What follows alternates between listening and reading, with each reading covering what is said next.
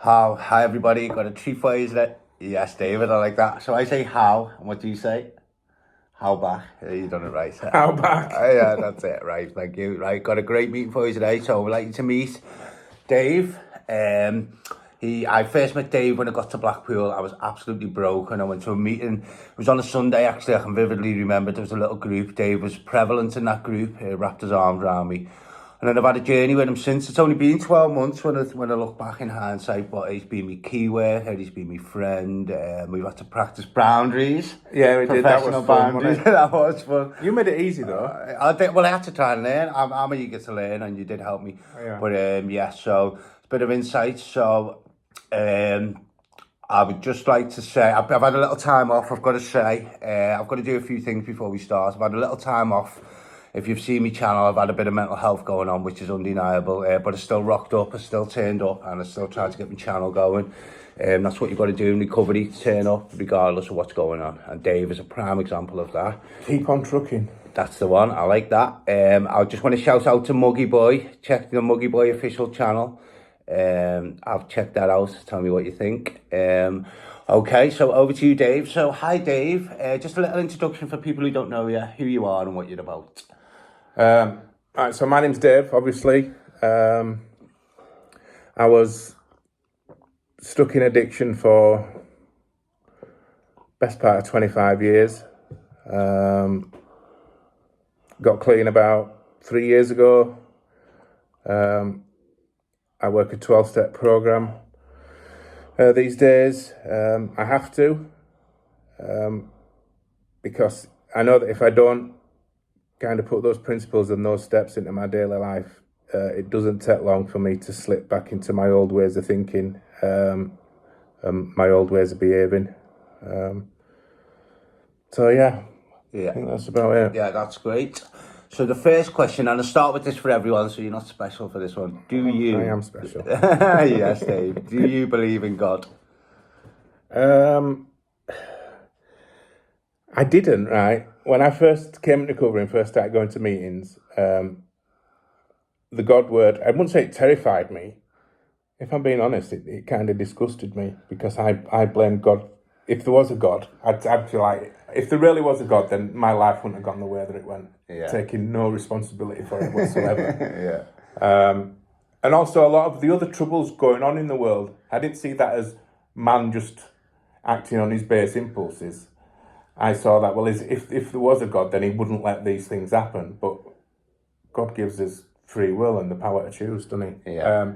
But kind of since coming into recovery and, as I mentioned, going to meetings and, you know, doing the 12 steps and working a 12-step program, as part of that, I had to kind of let go of all that and accept that whenever I'm fully trying to grip on control of my life and trying to control everything and wanting people to say the things I want them to say and do the things I want them to do, my life just ends up getting smashed to bits, or I smash it to bits. So I as part of the steps, I kind of had to let go of all that and just have a bit of faith that there is something bigger than me. So in answer to your question, do I believe in a Christian God? No, I wouldn't say it's a Christian God, but I do have my own higher power. Call it what you want, the essence of the universe or nature, but I believe that there is something bigger than me that I pray to each morning that for guidance and strength and courage and wisdom to get through the day doing the best I can. So I hope that kind of answers Yeah, it. excellent. Well, there's no right and wrong because we obviously don't know the answer to that. But that you've just hit me on every level. I'm so fostering one, but I won't go into that. So you're one of these people that I've found it along my way. So 3 years I've really tried to get clean, really struggled. It just feels like now I'm kind of getting somewhere. But you're one of these people I've come across early doors who made me feel safe, who wanted something who was attractive to look at. But like you're one of them people, and I think it still applies that you know me better than I know myself. So, and you might disagree with that, but in the session, would That's you a just scary thought. would you? Yeah, would you? I know a few people like that. Some good friends, but would you sum me up in a few words? This is for the person who this channel is. Just sum me up in a few words from what you've known me. Neil. My impressions of Neil, the way that I think about Neil, is Neil's you know, a really kind of decent guy who has his struggles, but I think with each struggle that he has, he becomes more aware of himself. I think acceptance has always been a big thing for you, kind of accepting where you're at and the issues that you've got. But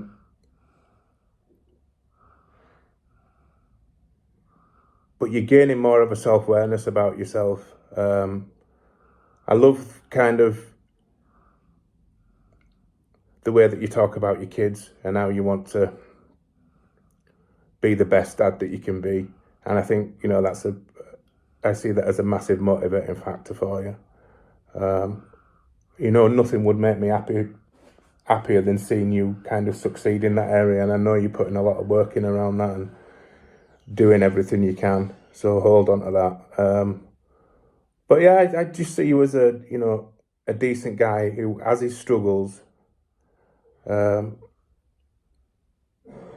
kind of keeps pushing through.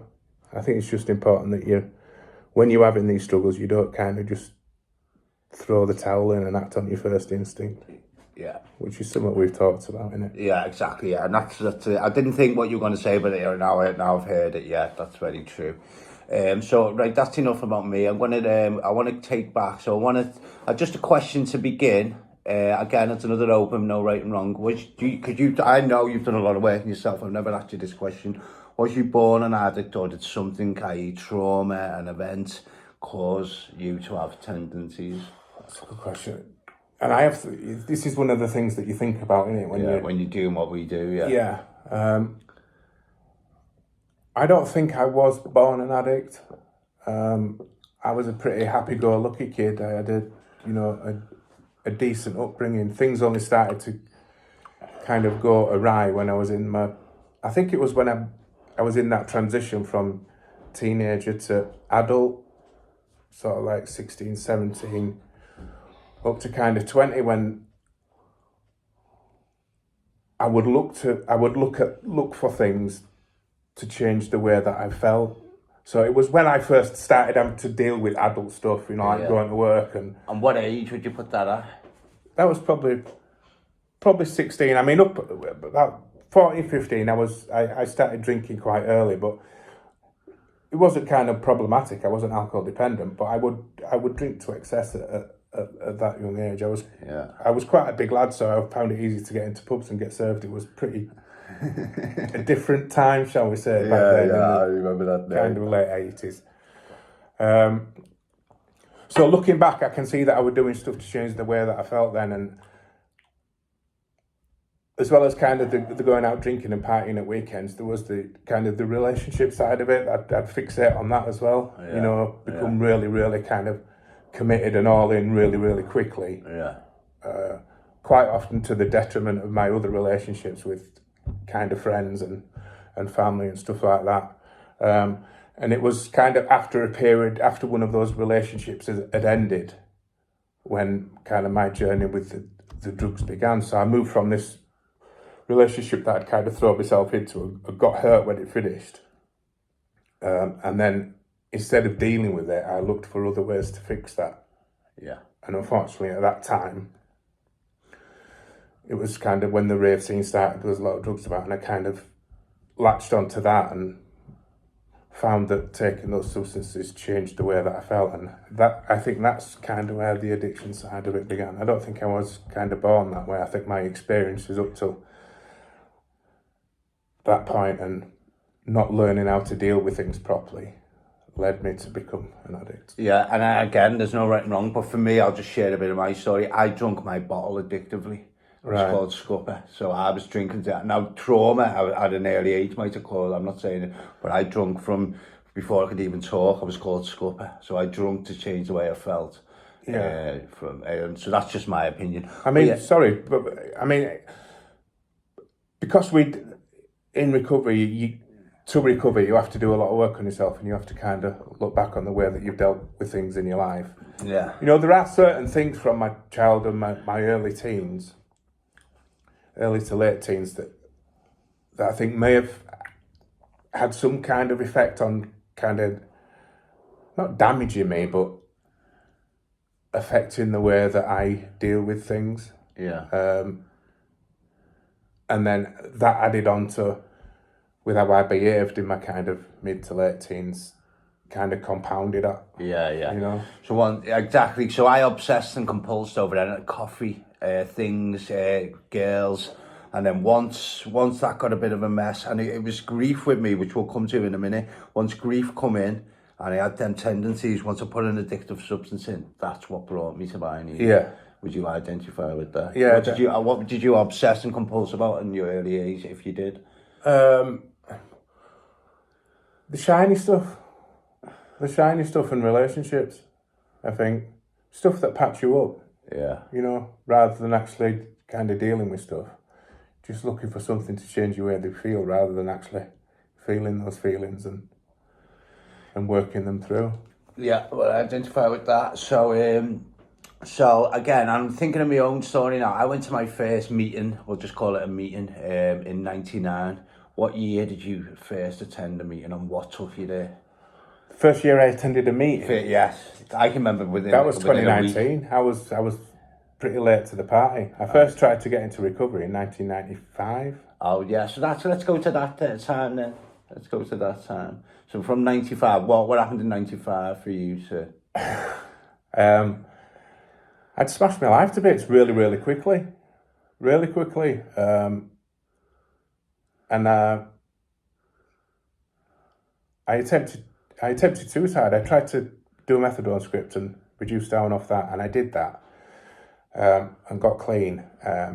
Started working, and then within 2 or 3 weeks back working, I'd started using again and got habit again.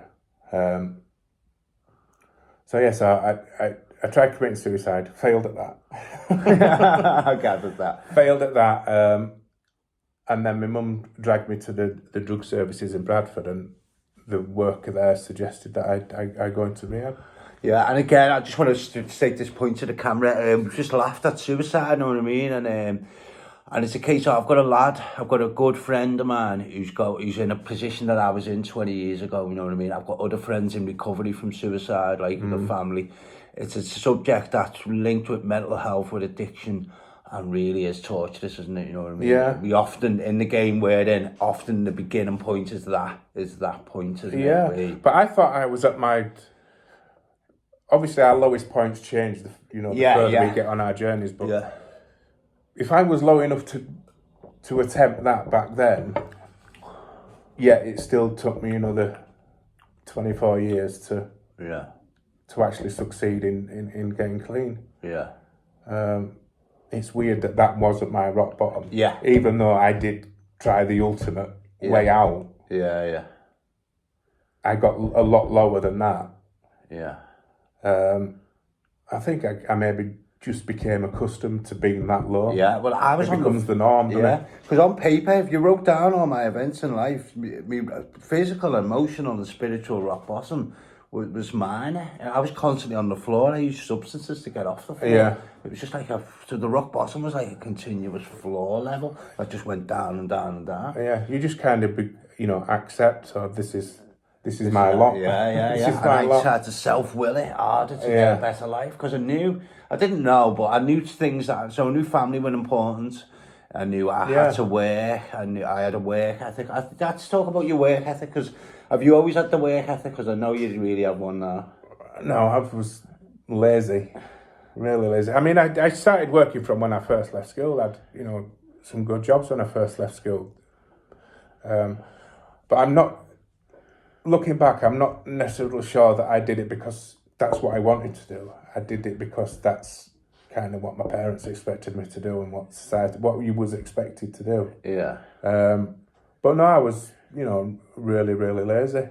I've had a few jobs kind of, even when I was in active addiction. I had taxi driving, cash in hand, stuff like that, but never really stuck at them. Never really stuck at. I think the most I did was a couple of years in a slaughterhouse. But I mean, even then, that I was more interested in working at the slaughterhouse because everybody there was off their heads all the time. I Sorry. identify with that. I identify with that, working just as ways and means. That has been a struggle, and kind of still is, kind of fighting that laziness and that I can't be asked. Yeah, well, Can't be bothered. yeah, that surprised me, because obviously I see it in a work context, and you're always up for that. You know what I mean? Yeah. Well, I mean, I on a good day, I love being busy. Yeah. And I love helping people, and I love kind of giving it my all. But it can be very easy for me to slip into. Yeah. I'll do the minimum. Yeah, I hear you there. Yeah, so that's that. So again, I want to touch on this. It can't, and when it's, I'll have to explain myself a little bit. How is grief? Because I've heard your main share, so I know this rings through. So the grief that I suffered spiraled my addiction. Do you identify with that? Yeah, very much so. Yeah, when I lost my mum in. Do you know what? I really struggled to remember. It was 2003 or 2006 when I lost my mum, and that was just coming to the end of my time working at the slaughterhouse. When my mum passed. And because I had no kind of coping mechanisms to deal with anything like that, I couldn't even deal with a big bill coming through the door. So, my mum passing and not being able to deal with that, and then the fact that my mum left me some money, it was kind of the perfect storm for my addiction to spiral out of control, and it absolutely did. Within a couple of years of that happening, I'd lost everything. I was homeless. Yeah. Mine wasn't. I didn't get left much money, so I didn't have that. But I was in the throes of addiction. But then the effort button in the head on my dad's death. Yeah. For months. Did you blame yourself? There was elements I did for the time. So this is what I realised. If I'd have been a better son. No, I didn't really do that. I've done certain things like, I'll share my story. I'm going to be interviewed on this, so I won't go into detail, but there was certain events when he was dying, which I wasn't admitting to myself. I was scared that he was dying, but I went to shop and got some cans, which he would have got eventually. I didn't say goodbye to him. There's a few elements that I struggled with and was stuck and used upon him, and used for a period, but I've kind of I'm at the stage now in doing what I'm doing, that he's in a better place. His self-will killed him, and ultimately it's learned me that this addiction kills. You know what I mean? I have first-hand experience. Yeah. Yes. I just looking back was very selfish. It was all about me and poor me, and I still had my dad who but I didn't. I turned away from all that and just went headlong into my addiction. It was like, what's the point? Yeah, that's what I done. So again, back to that suicide. I wanted to die, but didn't want to kill myself. So it just left me in this shell of a person. That's what I've had for years. Because I'd failed at it. Yeah. Previously, it's mad, isn't it? Yeah. But I want to lift the mood a little bit now. So in the game we're in, and I know I've never asked you this question again. We have regrets, and we all have regrets. What's your biggest regret? I know you've got to get over it, but what's your biggest regret that you struggled with? Because I've got one. I really try not to have regrets. There's some choices that I've made in life that I'd rather not have made. But I have to accept that the things that I've done and what's gone on in my life, this goes back to the higher power. Yeah. Higher power thing. Yeah. I am who I am today because of those experiences. Yeah, it's brought you to this point. It's brought us to this point. Yeah, well, I'll just accept, and that's exactly what. But for example, mine is my 24 years, bit longer in active full-blown addiction is the time span. Yeah. It's like the regret that I've got to get over, and I am over it now, but for this period of time when I was looking at the unknown, that was a regret. That if a newcomer's coming into the room, that's what I try and express to the young person coming in. Know what I mean? Don't have that regret of time. Yeah, it's just. I think if you going around and you're carrying those massive regrets, it's really hard for you to move forwards. Yeah, really hard. Yeah, definitely. You just have to accept that. Yeah, I made those choices. Okay, I wish I had made different choices. Yeah. I wish a lot of things. Yeah. I'll have that. So this is a subject now, and I can't believe I have not had movements on it. But do you have biological children? No. I thought that. No. I thought that. And what's your stance on that, if you don't mind me asking?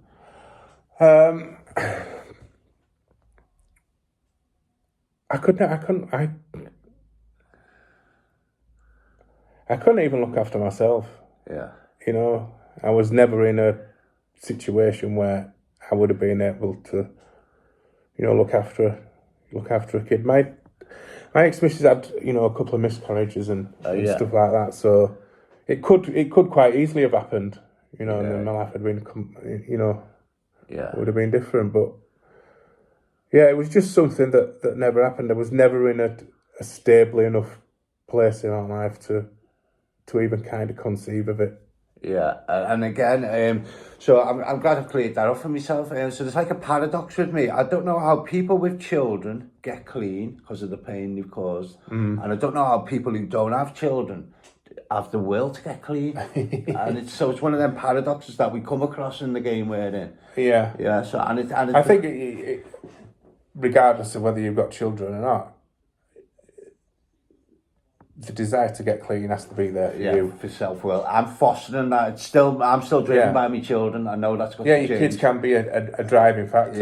But I think the main factor is that you need to do it for you, and then you use that as extra. Exactly. Yeah, like a leverage. And I can substitute, you know, for my kids, I can substitute my dad in there and my stepmom and other family members as driving factors. I've got that. The main motivation is self. To be right, to be you know, a decent person. And okay, so that's that. So I would like to talk now. When did you first get to Blackpool, and what does Blackpool mean to you today? I first, in a recovery sense. Well, I'm just saying, like, Mike. So obviously, I'd visited Blackpool that's what throughout the years. I used to go to Blackpool to party, and you know, if I'd had a bit of a touch with money and stuff like that, come to Blackpool and check into a BB and not leave the room for 2 days and drive back home. My partner brought me to Blackpool, really. Kind of started, you know, talking to her and messaging her and ringing her on the phone and stuff. And obviously became aware that there was a good, strong recovery community in Blackpool. Yeah.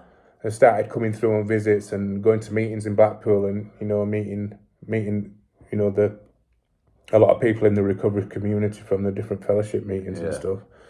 And fell in love. We'll come to that. Hold that. I fell in love and, I didn't have any ties, you know, over in Colne where I was living at the time. I was living in a little flat on my own. I had a job over there, but kind of my heart was in Blackpool. I'd made some good friends here, and the recovery community was strong. And I've always been a bit of a nomad, to be honest. I've lived all over the country, so it just seemed like it just seemed like a natural step to give it a shot and come over here. And Blackpool to me is Blackpool's a bit like me, to be honest. I like that, Dave. Expand. It's a bit like me.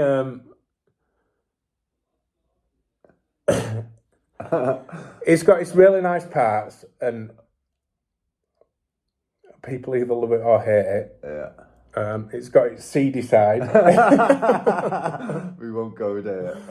But it's got a soul, I think. I think Blackpool's got a soul. Definitely got character, hasn't it? That's it. And again, when I first got to Blackpool, I'd been here about a week, so I'll tell you my story. I drove in through Central Drive. I've been sent from a rehab. I've been asked to leave, typical, rung all my family, and they're all back worried. I was in a car getting driven. looking at Central Drive judging. I seen you probably 2 days after landing. Yeah. But then after a week, I rung my brother. I was just getting my feet on the ground, and I said it's like a poor man's Las Vegas. Yeah. Yeah, it's weird. But I love the place now. I would never grow roots in Blackpool simply because but I could stay here for a long time.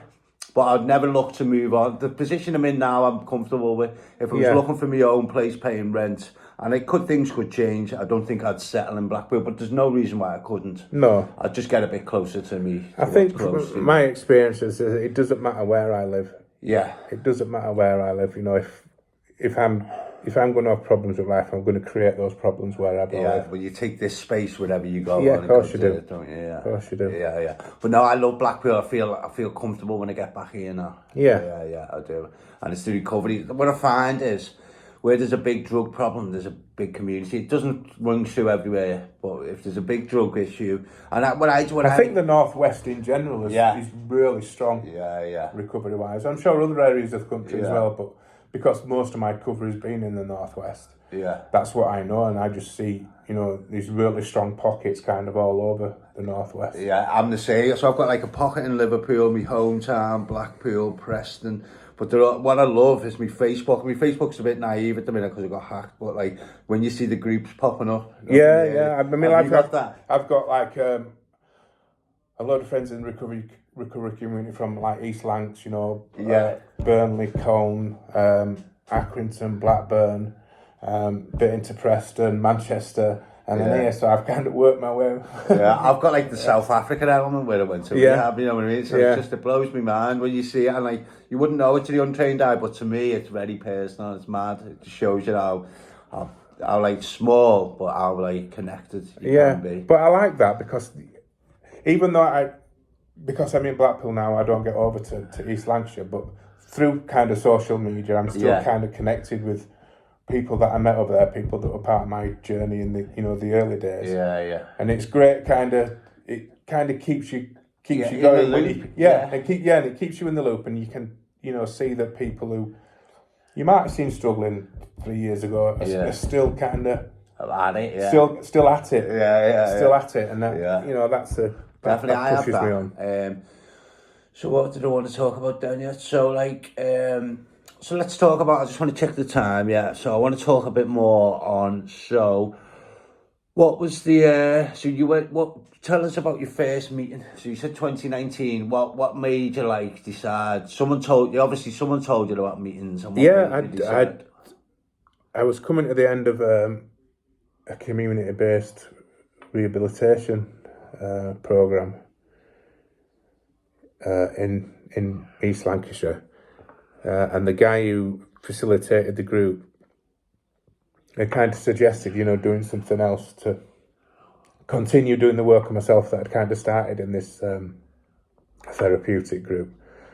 And he was a 12-stepper, and he suggested, trying one of these meetings. And I had nothing else to do with my time. I'd do this community rehab, 3 days a week, 3 hours on each of those days. But apart from that, I was doing nothing else. I might take myself out for a walk for half an hour, but that was it. I wasn't doing anything else. So I was kind of looking for something else to do that was kind of recovery based, and it became apparent through doing this rehabilitation program that I had a lot of work that I needed to do myself. I had a lot of baggage from the past that needed to be unpacked and looked at and folded up neatly and box. And put away somewhere. So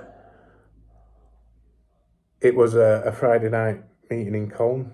Was the first one that I went to. The first time I actually went. I got to the door and then ran away from the meeting and went back home and completely bottled it. Did you use?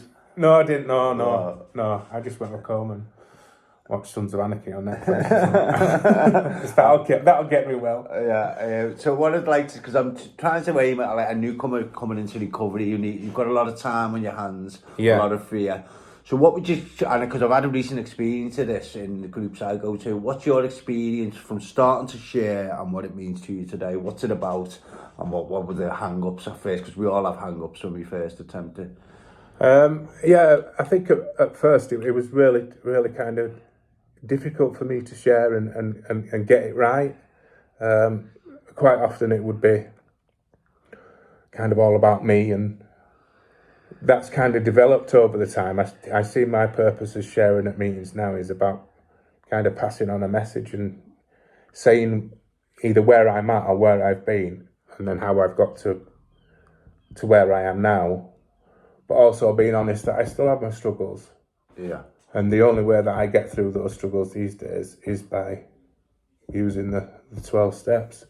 What I would say to anybody who's either just started going to meetings or thinking of going to meetings is just keep at it. Don't be put off. If you go to one meeting and you don't like it or you feel comfortable over there, there's plenty of others out there. Just keep trying one. And if you keep your ears open, I'm sure that you will hear something that resonates.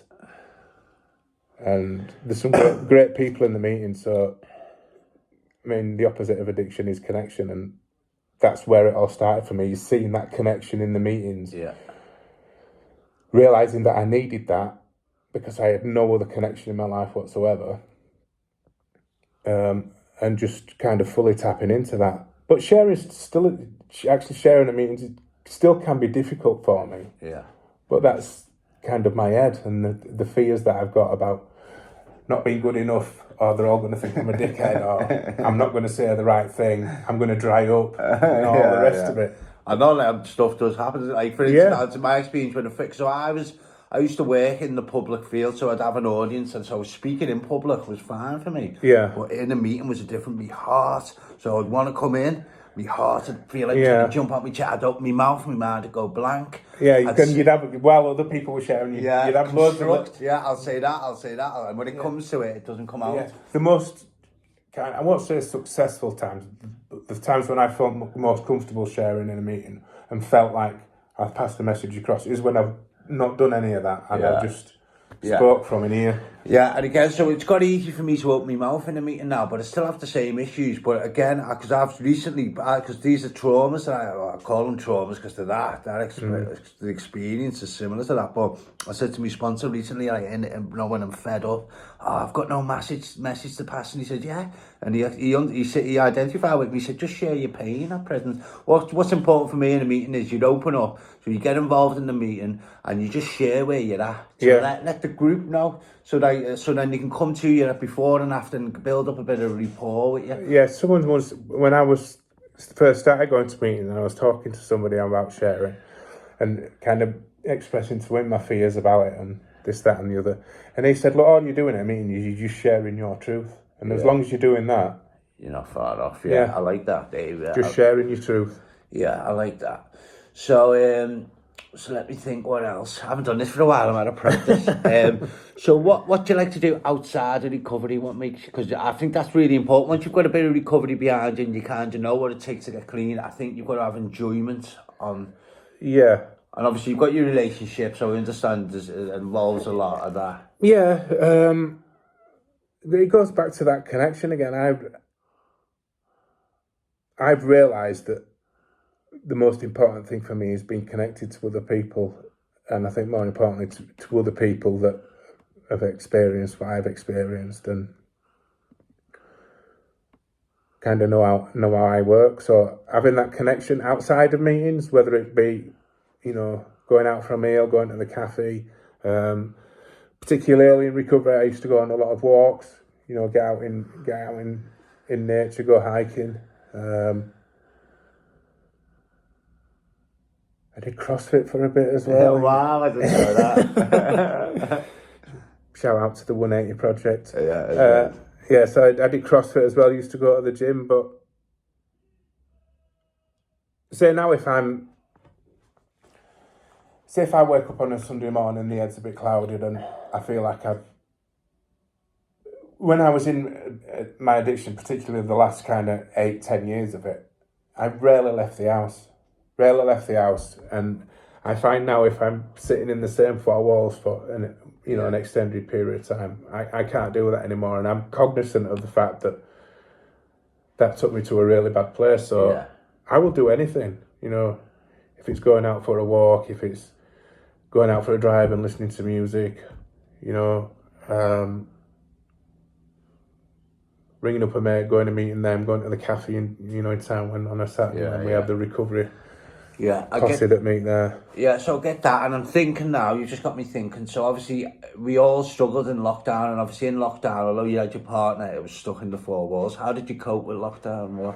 Well, when challenges? lockdown if it initially started, I'd literally just moved into my own flat over in East Lancashire, like literally like a week before lockdown happened, I'd moved into my flat. I'd just got into the flow of going to meetings, 3 or 4 times a week. Yeah. And then it all just kind of stopped. I think if it hadn't been for Zoom, I'd have gone. I mean, I went a bit mad anyway in lockdown. I was, posting stupid videos on Facebook, dressing up as Freddie Mercury and I Want to Break Free video. Wow. I'm going to hunt them down. With women's tights on and a bra and even got the Dyson Hoover out and, doing stupid stuff like that.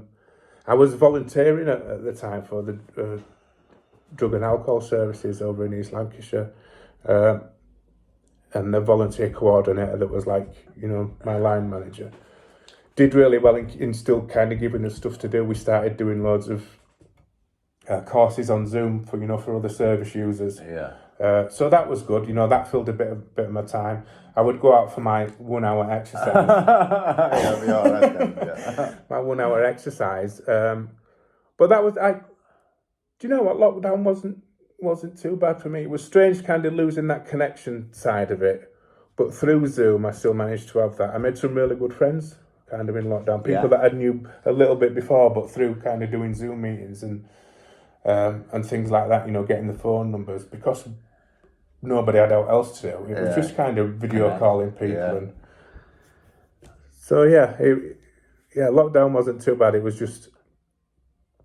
was an adjustment. Yeah. I'm just thankful that I wasn't in addiction. Well, I identify loads, and I know it's spiraled a lot of normal people into addiction. Yeah. You know what I mean? Yeah, but I 2 days before the official lockdown, I got out my hometown to support housing. Right. So what's mad, and you'll identify with this, I done a lot of Zoom. I got addicted to Zoom, sent me around the bend, but I meet people that's still happening to this day who I know, I don't know where, I know now, I've learned that I know everything about them, and I've never physically met them because I've met them on Zoom. Yeah. Like, you see the faces and you both lock eyes and you're like, do you experience that? Yeah, I do, It's mad, isn't it? Quite a bit. People that I knew only from Zoom, but when the face-to-face meetings opened back up and you'd go and you'd actually meet them and go, you're shorter than I thought. It's weird, isn't it? Yeah, it's amazing though. Yeah, so I want to get into your personal life. So, like, for me, I was speaking this morning to a good friend, and I was he was a younger lad to me, so again, trying to express that time, things to him. Now, you dealt with your lot in addiction. Some people come in, you have the relationship, the house, the job, you haven't lost everything, so when you're in recovery, you've got to fight for that. Where for me, I lost everything. So I'm starting to have all this time, and not much time to fill with it. Where the other way is you've got all this stuff to do and not much time for your recovery. But what I realised, I had to find my identity, and I struggled with that. Yeah. Do you identify, what was your process of finding your identity, and have you found it? That's a good question, and it was one of the questions that I remember asking, sometimes openly and sometimes to myself. But I think I remember stating it when I was doing that community rehab program. I didn't know who I was. Yeah, I've done that, yeah. Did not know who I was, did not know what I liked, did not know where I was going. I'd lost my personality completely. I was like, the guy who facilitated the course that I did called me the grey man. Wow. The grey man, because I was just trying to blend into the wall, when people, there were discussions going on. So I just didn't want, because I didn't feel like I had.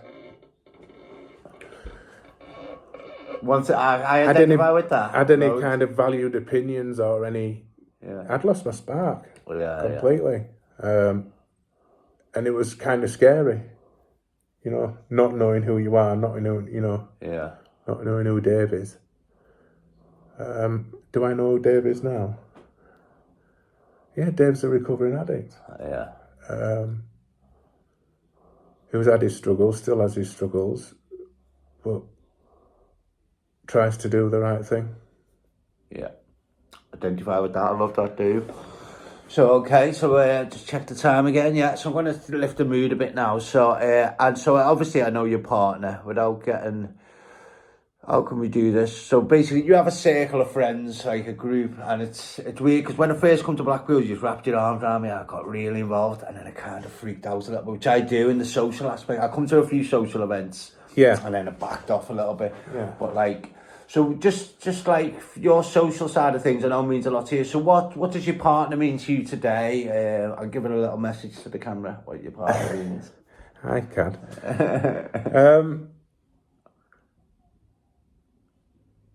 She's a rock for me. Because of the work that I've done and because I know a bit about addiction and what can lead people back to addiction and stuff, I'm always wary of the codependency side of it, because I've been there in the past in relationships where, you know, you feel like you can't live without that person, and it's a difficult balance, you know, because you don't want to appear like you're cold and you don't care, because obviously I really do care. But yeah, she's my rock, and I'm thankful that she's in recovery as well, and works a 12-step program, because that kind of makes it really easy for us to, well, I wouldn't say really easy. It makes us able to manage our relationship successfully, which I've not really done. But I've had long-term relationship. I was married for 20, you know, for 20 years. But that relationship was kind of dysfunctional. You know, one person had more power than the other. Whereas in my relationship now, you know, we're equal. Do you reckon? No, I'm only joking. I like to think. Because I'm very similar to you. I've got that nice guy image, but when I get into a relationship, and I can say this openly because of the way I don't wear the I kind of like, we do what they. No, I do what I want to do, but I'm kind of. I like to think that's just us being easy going. And nice guys, But no, I'm that's a question I want to ask you. It's a bit of a trick question. What are you in denial about today, if anything? I appreciate that's a bit of a trick question. What am I in denial about? If anything. I don't know, really. I got asked this the other week, and it's around relationships for me. What are you in denial about? No, I'm kind of, because I identified relationships where I knew I want a long-term partner, but I realised now I have to stay single for the foreseeable future. Yeah, and I realised that. Yeah, that was my recent denial. Now, obviously, you're in denial, so you don't really see it. You know what I mean? Is there any areas of your life that you don't feel confidence in? It's probably a better question. Lots. Expand.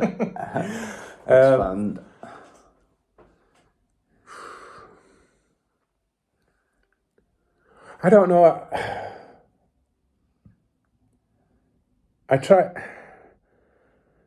come across as quite a confident person, and I was talking to somebody at work the other day about this, kind of discussing, you know, the fears that I have, and a lot of these are just unreasonable, you know, stuff that's irrational, stuff that's created in my own head, and from me overthinking stuff, which then builds a fear, and really affects kind of my confidence and my anxiety. And I was saying this to the person the other day, and she said, "Well, I can't. It's really hard to marry the two up because you seem kind of so, you know, quite confident and outgoing."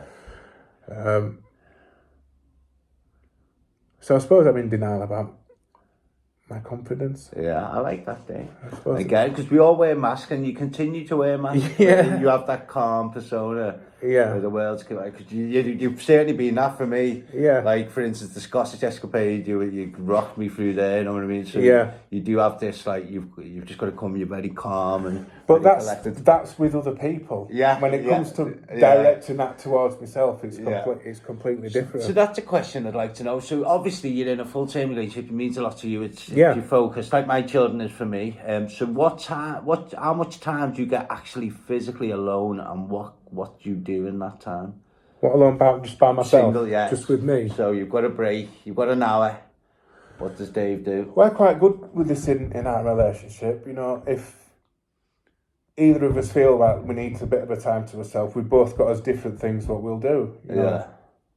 Caddy will go listen to music, disappear upstairs and listen to music for an hour and a half, or I'll take myself out and have a walk on the prom for an hour and a half, stuff like that.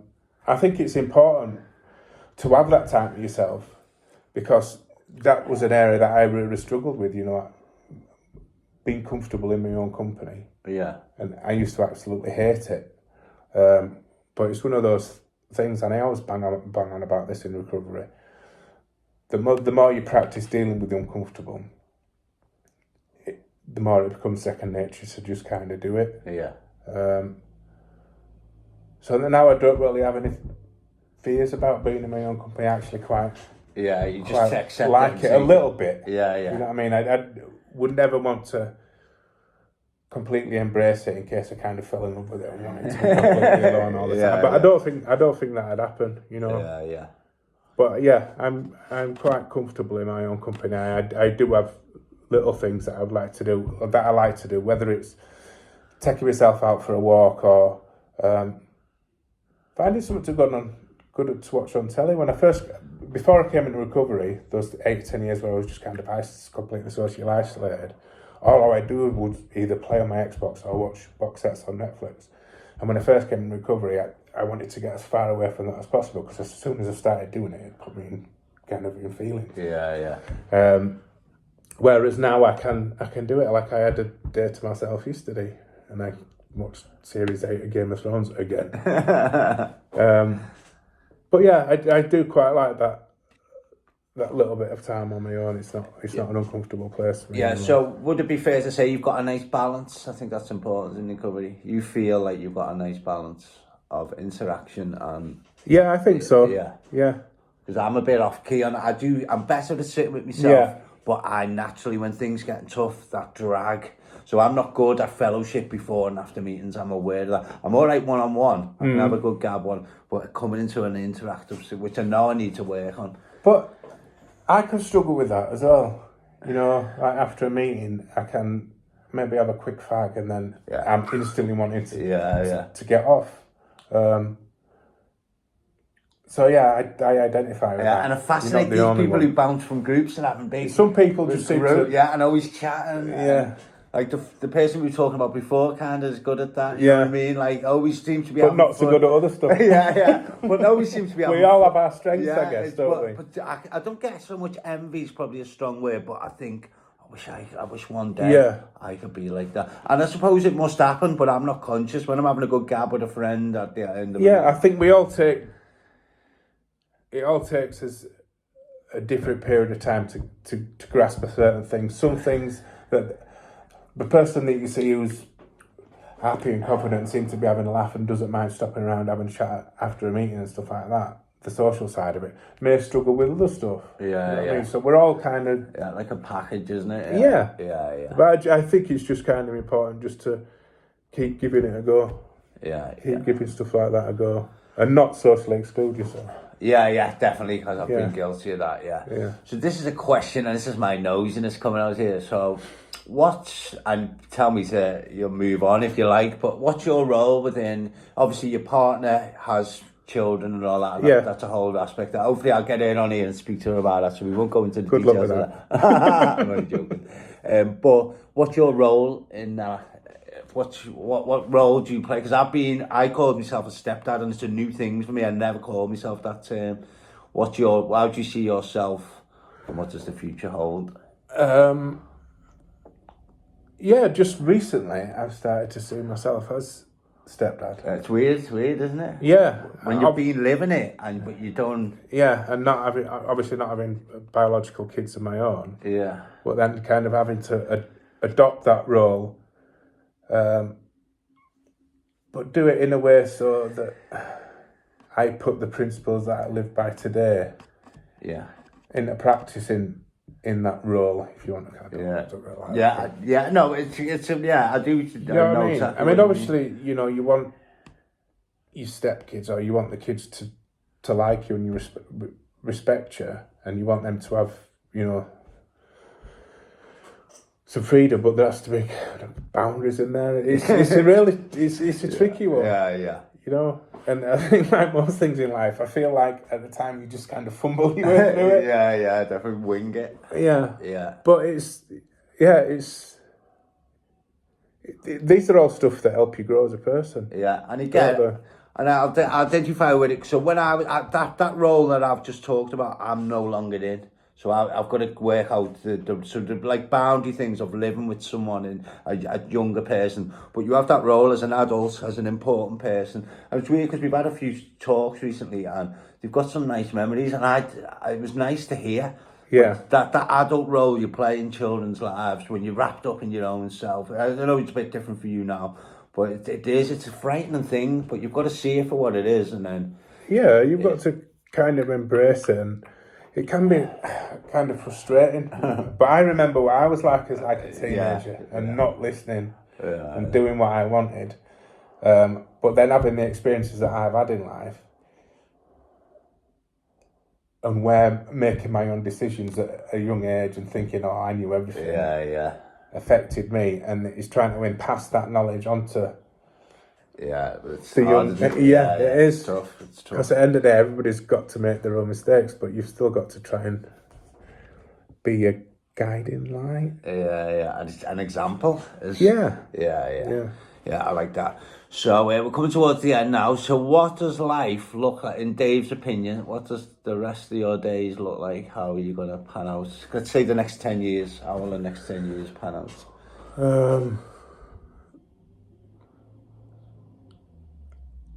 I just need to kind of carry on what I'm doing now. I always go back to this. Just keep trying to do the next right thing.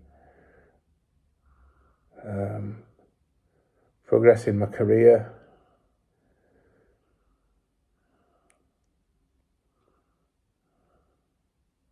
Keep on building those relationships that I've got, those friendships that I've got, those connections. Not lose sight of where I've come from. And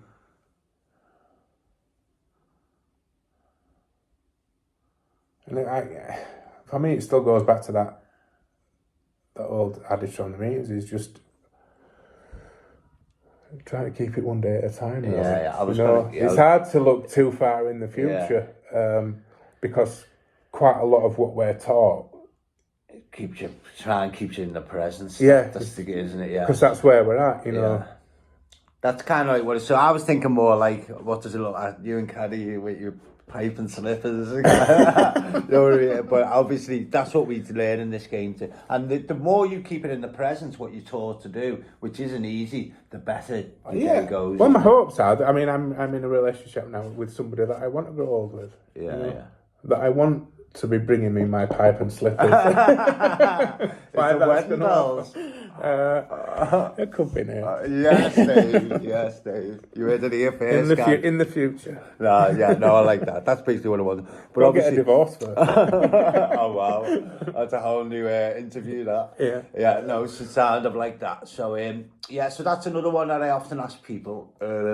Have you got? Because I do have them. Like the sayings we hear in meetings or the principles we stand by. Have you got like a favourite that you like live by, that you really identify with?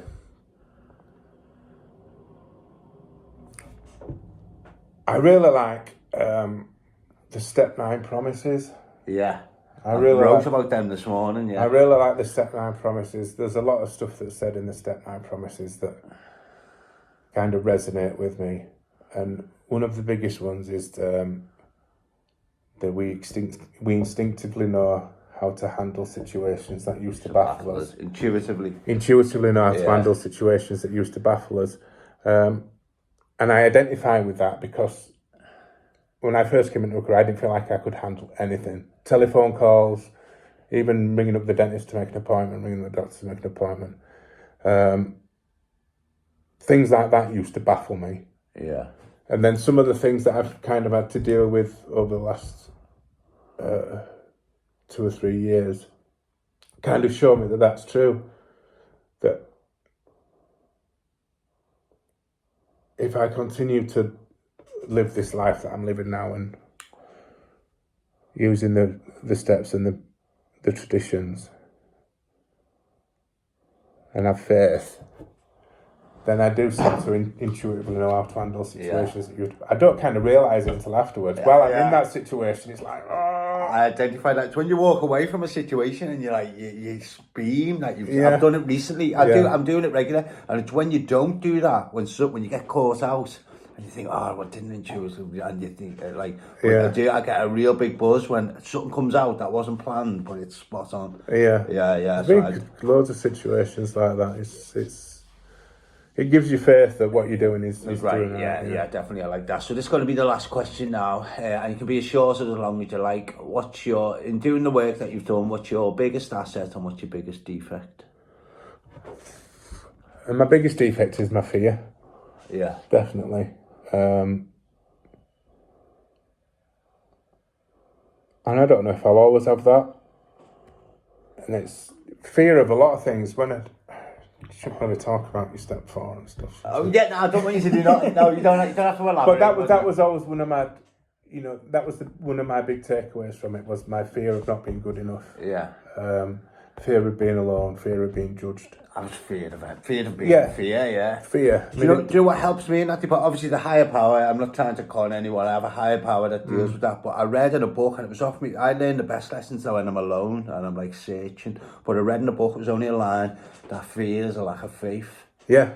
Yeah, so when I'm like, which happens, especially around my children, I just say that statement. Doesn't alleviate it. But I realise I've got to knuckle down and replace that fear with faith. Replace that fear with faith, which is easier said than done. Yeah, definitely. Some situations I can do that instantly, and then others I can really, really struggle to have faith. And what I do in those situations is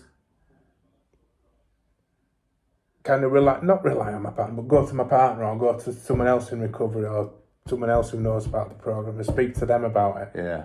And I always find that helps. Yeah. Rather than just sitting with that fear, because then I overthink it and it just gets bigger and bigger and bigger and bigger. More fearful, and unfortunately, I've got people around me who can see when I'm doing that. Caddy's great at seeing when I'm ruminating. I like that. And slaps me out of it. I don't know what my biggest asset is. Well, I'm going to push this because I had to do this the other week. Tell me what, in your opinion, and you could be wrong, you might have it right, what's one asset of you that puts you in good stead? Helps you achieve what you want to achieve? I think just being kind. Yeah. I think just being kind, it's quite a simple one, but it makes it easier to form relationships with people. It makes me feel like a worthwhile person. If you can just be kind to people. Yeah. And I think that's probably one of my biggest assets. Yeah. It's just that I'm kind and I like being kind to people. Yeah, I like that, Dave. Yeah. So, thanks for that, Dave. That's been a great talk. Thanks for keeping me clean for another hour. You're welcome. So, guys, don't forget the Muggy Boy official channel. Shout out, Ask. And that's Dave today. So, wrap up, Dave. Say goodbye. Thanks for listening to me, guys. Hopefully I didn't waffle on too much. Thanks, Neil, for taking the time to do this, and I hope somebody gets something from it. Thank you, Dave. So see you all again very soon. See you later. How for now? How?